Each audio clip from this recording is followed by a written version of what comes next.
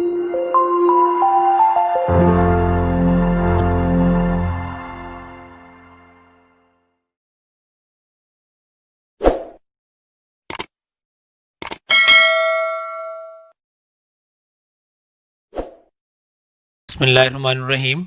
अस्सलाम वालेकुम viewers. Series चल रही है प्रीवियस इंटरव्यू क्वेश्चंस की और आज ये 6 वीडियो है।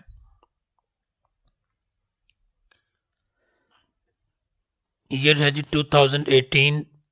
सेंटर रावलपिंडी। इंटरव्यू एक खातून का है। Interview date 20 October. First question, introduce yourself. Second question, discuss any 3 international achievement of Pakistan. उस वक्त पाकिस्तान की पॉलिटिकल सिचुएशन भी बेहतर थी और शायद स्पोर्ट्स में भी कुछ अचीव किया था, तो कोई सी 3 चीज़ों को डिस्कस करना था। जनरल नॉलेज का क्वेश्चन था। Question number 3, summarise history of English literature in 3 to 4 minutes. अब जब हम क्वेश्चन सुनते हैं तो पहला क्वेश्चन ज़हन में ये आता है कि how it is possible to summarise the history of literature in just 3 to 4 minutes. So what was the actual purpose of this question? The actual purpose of this question was to check your grip on your subject matter. It is quite obvious that it is not possible to summarize the history of literature in 3 to 4 minutes. Rather, it was a question to give a shock. It was a question to measure your confidence. It was a question to see whether you are capable enough to communicate, to tell certain things of certain ages. तो ये एक सवाल था कि आप 3 से 4 minute में कितना फ्लुएंटली बता सकते हैं। लाजमी तौर पर अब अगर आप यहाँ से स्टार्ट करते हैं एंग्लो सेक्शन से, then you comes to Norman period and then you come to renaissance, तो इतने में ही 3 से 4 मिनट पूरे हो सकते हैं।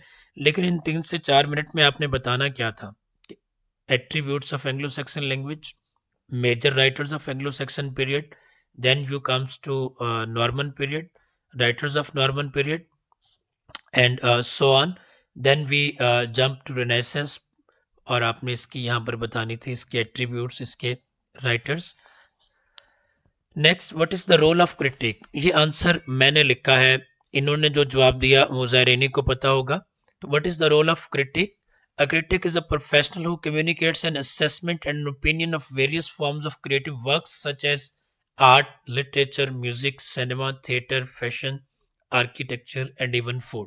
कि क्रिटिक एक ऐसा प्रोफेशनल है जो अपनी असेसमेंट देता है, अपने ओपिनियन देता है various forms of creative works के हवाले से, जिसमें आर्ट, लिटरेचर से लेकर फूड तक शामिल हैं। What is your genre, favourite genre? It was novel. Again इन्होंने उसको डिस्कस नहीं किया। फेवरेट नॉवलिस्ट, ज़ाहिर है जो इन्होंने बताया होगा, लेकिन अनफॉर्चुनेटली यहाँ पर इन्होंने डिस्कस नहीं किया कि who was her favourite novel and what type of questions were asked from that era, from that period about that novelist or about that novel. Is there any difference between phonology and phonetics? Phonetics deal with the production of speech sounds by humans, often without prior knowledge of the language being spoken. Phonology क्या है? Phonology is about patterns of sound, especially different patterns of sound in different languages or within each language, different patterns of sound in different positions in words, etc. तो phonetics basically क्या है? Production of speech sounds, और phonology क्या है? Patterns of sound. Next question, what do you know about poetic licence? Poetic licence क्या चीज है? Licence or liberty taken by a poet, prose writer और other artist in deviating from rule, conventional form, logic और fact in order to produce a desired effect.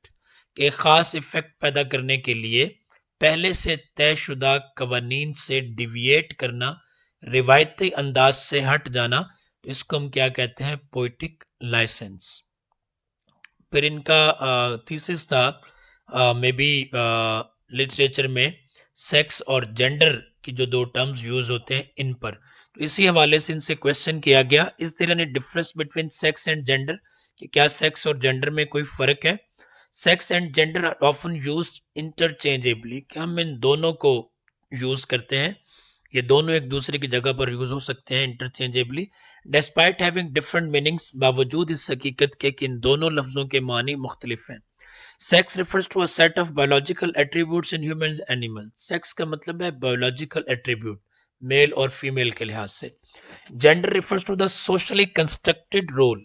Gender से मुराद है कि socially आप क्या रोल कंस्ट्रक्ट करते हैं किसी पर्सन के लिए। इसका मतलब ये है कि आप देखते हो कि समटाइम्स आप किसी मेल को देखते हो फीमेल रोल में। फॉर एग्जांपल, अगर आप कपिल शर्मा का शो देखते हैं, उसमें जो दादी है अली, वो ज़ाहिर है मेल कैरेक्टर है। इसी तरह गुत्ती जो है वो मेल कैरेक्टर है, लेकिन ये फीमेल कैरेक्टर्स की सूरत में आते हैं। इसी तरह से वो जो एक मोटा कैरेक्टर है, ठीक है, कीको नाम है उसका original, again that is a male character, लेकिन वो फीमेल कैरेक्टर की रूप में आता है। तो ये है जेंडर, ये जेंडर रोल्स हैं। और बायोलॉजिकली मेल फीमेल जो है उसको हम सेक्स कहेंगे। Next question, how will you teach vocabulary. इनसे गालबन कहा गया, आगे एक्शन वर्ड्स लिखा हुआ था कि एक्शन वर्ड्स कैसे पढ़ाएंगे। तो ये टीचिंग मेथड्स है। अब अच्छा, इसमें ये है कि आपको अगर पेपर का स्टाइल पता हो तो यहाँ पर इंटरमीडिएट में एज सच वर्ड्स के मीनिंग नहीं आते, लेकिन सिनोनिम्स आते हैं। ठीक है, तो आपने क्या करना होता है, आपने इसको वहां पर एक छोटी सी यूं कह लें कि आपने डेमो देनी है।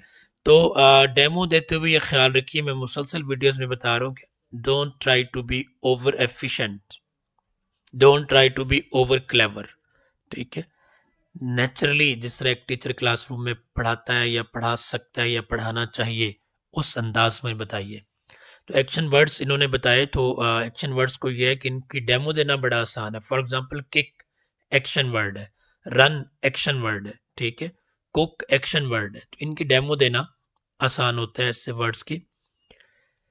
लास्ट में इनसे पूछा गया difference between words like explicit and implicit. Explicit होता है mean something is made clear and stated plainly, एक चीज को बड़ा वाजे तौर पर बता दिया गया। Implicit mean something is implied but not stated directly. Implicit का मतलब है एक चीज जो वाजे है लेकिन अपनी जगह पर मौजूद नहीं है। जैसे हम कहते हैं कि मीनिंग इम्प्लाइड है, ठीक है, मतलब अपनी जगह पर कोई लफ्ज मौजूद नहीं है, इसके बावजूद मौजूद है। फॉर एग्जाम्पल, हम कहते हैं कि इम्पेरेटिव सेंटेंसेस में the subject is always implied but it is not written. Sit down mean you sit down, but you is never written. तो ये है implicit, implied. Desirable mean something that is suitable. Desirous mean when you feel a wish about something. Alternate का मतलब होता है एक छोड़कर दूसरा, और अल्टरनेटिव का मतलब है अदर चॉइस और ऑप्शन। ठीक है, so this is all about this interview. Channel को सब्सक्राइब कर लीजिए अगर नहीं किया हुआ तो। Thank you so much. अस्सलाम वालेकुम।